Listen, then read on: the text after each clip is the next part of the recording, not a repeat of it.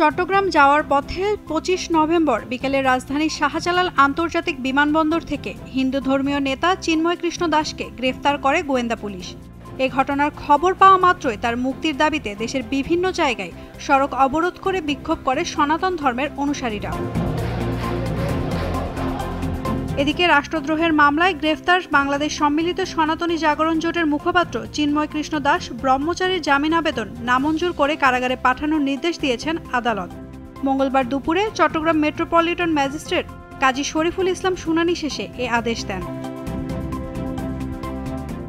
আদালতে এ সময়ে সনাতনী জাগরণ মঞ্চের নেতাকর্মীদের বিভিন্ন স্লোগান দিতে শোনা যায়। আদালত থেকে তাকে প্রিজন ভ্যানে তোলা হলেও আটকে দেয় তারা।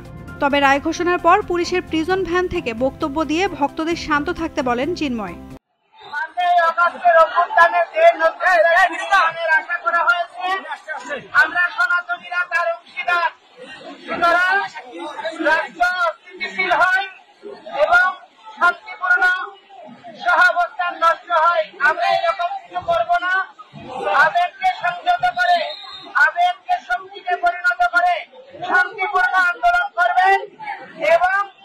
আমাদের আন্দোলন দাবি মৌলিক দাবি, এটা অযৌক্তিক দাবি নয়।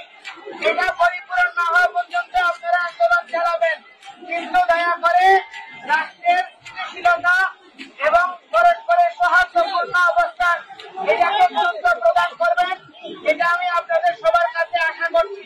চিন্ময় কৃষ্ণ দাস আলোচিত হিন্দু সংগঠন ইসকনের অন্যতম সংগঠক। তিনি সনাতন জাগরণ মঞ্চের মুখপাত্র হিসেবেও দায়িত্ব পালন করছেন। সনাতন ধর্মাবলম্বীদের কাছে তিনি চিন্ময় প্রভু নামে পরিচিত। চট্টগ্রাম নগরের নিউ মার্কেট মোড়ে অবস্থিত স্বাধীনতা স্তম্ভে জাতীয় পতাকার অবমাননার অভিযোগে গত ৩০ অক্টোবর চিন্ময় কৃষ্ণ দাস ব্রহ্মচারী সহ ১৯ জনের বিরুদ্ধে মামলা দায়ের হয়। এ ঘটনায় ২ জনকে গ্রেফতার করে আইনশৃঙ্খলা বাহিনী। মোহাম্মদ ফিরোজ খান নামে এক ব্যক্তি বাদী হয়ে নগরীর কোতোয়ালি থানায় মামলাটি দায়ের করেন।